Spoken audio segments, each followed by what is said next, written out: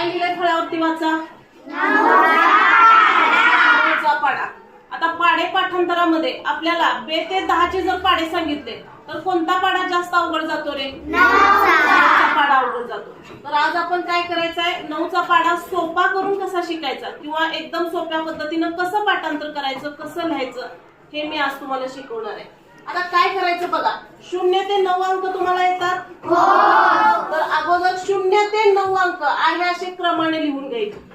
बघा 0 1 2 3 4 5 6 7 8 9.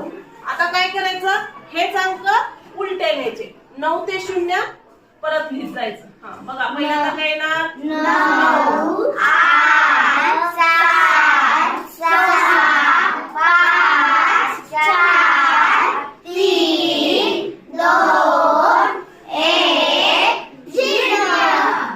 0. आला का 9चा पाढा? आहे ना सोपी पद्धत? या पद्धतीने आपण सोप्या पद्धतीने पाढे बनवायचे. आता ज्यांना पाढा येत नव्हता त्यांना हा पाढा येईल का? हा, कसं लिहिणार तुम्ही सांगा मला? पहिल्यांदा काय लिहिणार?